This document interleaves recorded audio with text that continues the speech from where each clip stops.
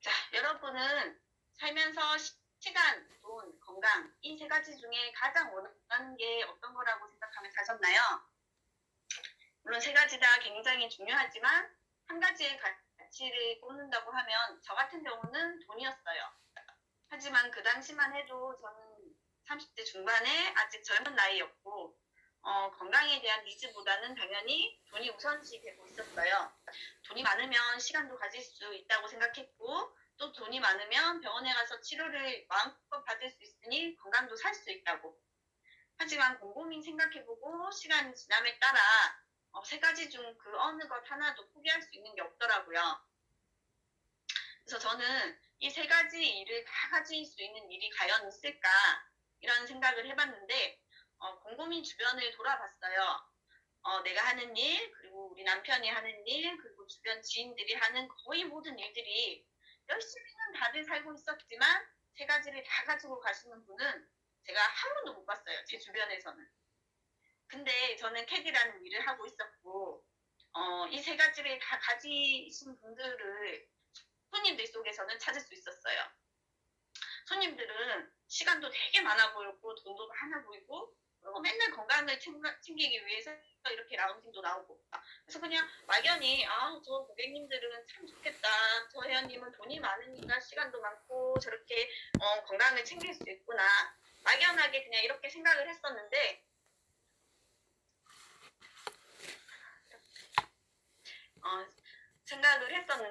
알고 보니 소득의 흐름 때문에 나와 그분들의 삶이 달랐던 거예요. 나는 열심히 살았고 내 주변 지인들도 모두 열심히 살았어요. 하지만 열심히 사는 것과 잘 사는 게 과연 같은 걸까요? 열심히 산다고 모두가 잘 사는 건 아니더라고요. 왜냐하면 이 그래프를 봤더니 이 첫 번째 그래프는 노동 수입이라고 해요. 공식이 시간과 노동을 줬을 때 수입이 되는 그래프예요. 그래서 우리처럼 평범한 95%의 사람들이 이 수입 속에서 살아가고 있습니다. 나의 시간과 노동을 바꿔서 돈으로 받고 있으니 당연히 세 가지를 가질 수가 없었겠죠. 자, 주변을 돌아보면 많은 회사원들이 출근을 하고 노동을 하면 그쵸? 시간의 지남에 따라 물론 월급이 조금씩 오르긴 해요. 하지만 결국에 수입의 단절을 경험할 수밖에 없는 건 정년이 있기 때문이에요.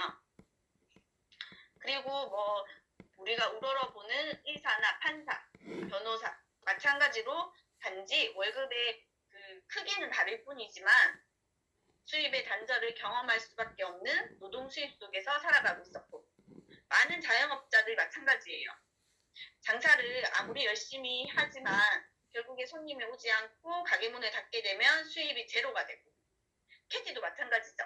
한 바퀴의 시간과 한 바퀴의 노동을 주면 13만 원을 벌고 두 바퀴의 시간과 두 바퀴의 노동을 주면 26만 원을 벌지만 비가 오거나 겨울이 돼서 눈이 많이 오고 휴장이 되면 수입이 제로인 날이 오고 그렇기 때문에 우리가 다람쥐 쳇바퀴 돌듯이 열심히 일해도 결국 1년이 그대로라는 거죠. 그러면 그 옆에 있는 그래프 볼까요? 이건 권리 수입이라는 그래프예요. 그래서 공식이 시스템이 곧 수입이 되는 그래프. 그래서 어떠한 시스템을 구축을 해놓으면 그 시스템 속에서 돈이 계속적으로 일어나고 그 수입이 계속적인 수입으로 창출이 된다는 거죠. 예를 들어볼게요. 우리가 요즘에 흔히 얘기하는 돈 많은 백수, 건물주가 대표적인 예가 있죠. 그래서 우리가 건물주가 되고 싶은 이유가 건물이라는 시스템 하나로 매월 그 날짜가 되면 따박따박 임대료를 받기 위해서 그래서 건물주 되고 싶잖아요. 그냥 건물 가지고 싶어서 건물주 되고 싶은 거 아니죠. 그러면 건물이 한국에 있으면 내가 해외 나가서 해외여행을 하던 아파서 요양을 하던 아무 상관이 없다는 거죠. 나의 생계와. 그리고 책을 쓰는 사람들. 해리포터 작가가 그쵸? 엄청난 수입을 얻었죠. 영화로도 만들어지고. 하지만 물론 책을 쓰는 그 긴 시간 동안 수입이 아예 없었거나 아주 미비했을 수는 있어요. 하지만 그 책이 하나의 시스템으로 완성이 되는 순간 엄청난 수입으로 한번 만들어 놓은 책이 사람들한테 계속 읽히거나 아니면 영화가 영화로 계속 보여주기만 해도 계속적인 수입으로 그분은 평생을 먹고 살 수 있는 거죠. 음반 제작자 또한 마찬가지예요. 우리가 아이유, 지드래곤, 김건모 엄청난 저작권료로 그 당시에 한참 전성기를 누렸지만 평생 죽을 때까지 일하지 않아도 되는 수입이 계속적인 저작권료로 계속적인 수입을 발생을 하고 있어요. 대표적으로 장범준이라는 친구가 있는데 벚꽃엔딩 다들 아시죠? 그 노래 하나로 작년까지 60억을 벌었대요. 장범준이 노동 수입으로 과연 60억이라는 돈을 벌 수 있었을까? 불가능하죠. 그래서 장범준은 한 번 만들어 놓은 그 벚꽃 엔딩이란 노래 하나로만으로도 지금 또 벚꽃이 울려 퍼지니까 라디오를 트니까 또 벚꽃 엔딩이 계속 울려 퍼지더라고요. 이렇게 계속적인 수입이 가능하다. 자, 내가 그동안 노동 수입 속에서 살았고 노동 수입이 단 줄 알고 살았는데 이 권리 수입 그래프를 보니 권리 수입이 또 너무 갖고 싶잖아요. 근데 전문가들이 얘기할 때 내가 건물이 살 돈이 없고 책을 쓰거나 노래를 만들 재능이 없어도 나같이 평범한 사람이 이런 권리 수입을 누릴 수 있는 게 있는데 그게 바로 네트워크 마케팅이래요. 네트워크 마케팅이 도대체 뭐길래 그냥 우리가 흔히 생각하는 영업이나 다단계, 사재기 하는 거 이런 거라고 생각했는데 이게 무슨 권리 수입이야? 라고 생각을 해봤더니 우리가 생각하는 게 다가 아니었어요. 네트워크 마케팅은 그냥 하나의 유통 과정 중에 일부예요. 유통이라는 거 우리가 살면서 크게 생각을 해본 적이 없잖아요. 저 역시도 마찬가지였고 하지만 유통은 이렇게 흘러가고 있었어요. 우리 어릴 때 슈퍼에서 과자를 사 먹었죠. 그다음 백화점이 생겼고 대형마트, 홈쇼핑, 인터넷 쇼핑 많이 하잖아요. 직구 공부하시고. 그리고 마지막 단계가 네트워크 마케팅이래요. 이렇게 유통이 흘러가게 되는 이유가 뭘까요? 소비자들은 점점 더 똑똑해지고 있어요.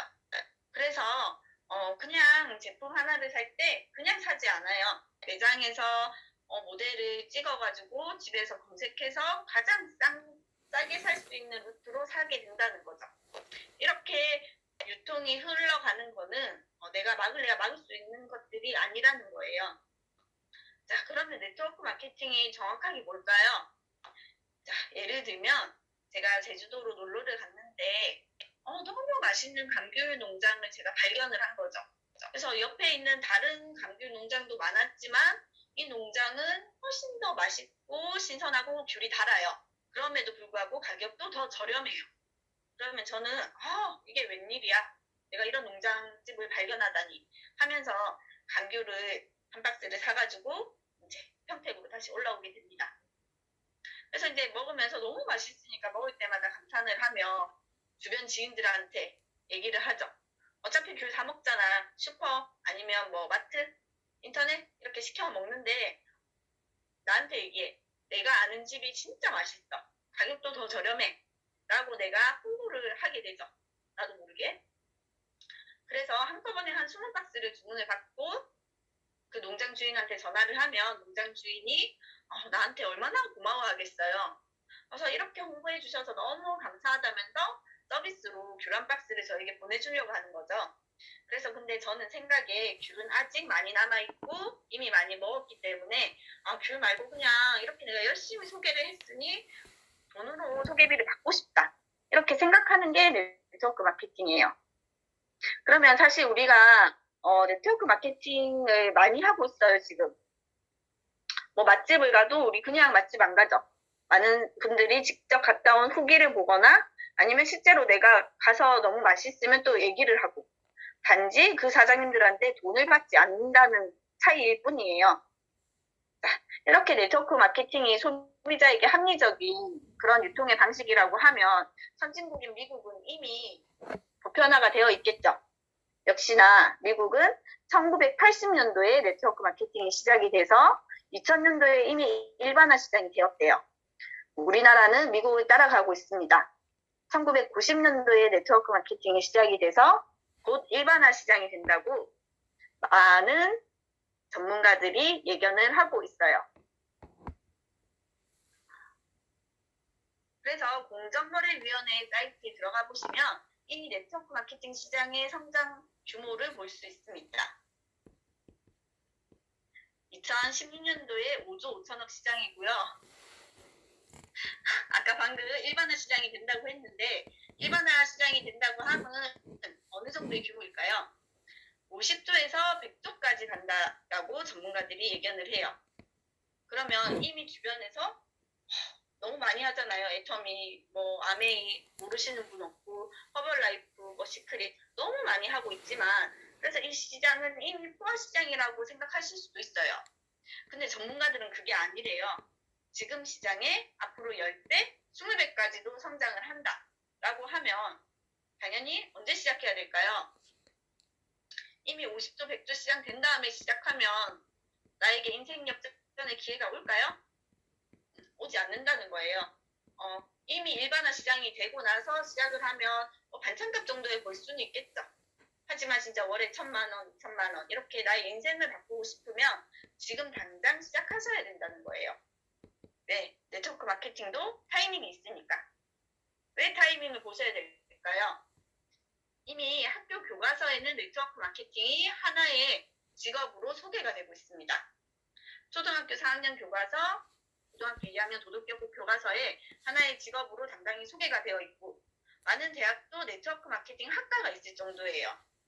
그럼 이 친구들이 학교를 졸업을 하고 성인이 됐을 때 네트워크 마케팅이 과연 우리가 생각하던 다단계 싫어 이런 인식이 있을까요? 교과서에 나왔는데 아무런 거리낌 없이 하나의 잡으로 자리를 잡는다는 거예요. 그러면 그때는 타이밍이 우리가 하기에는 늦을 수도 있다. 그래서 네트워크 마케팅 언제 하셔야 되냐면요. 지금 당장 하시면 됩니다. 감사합니다.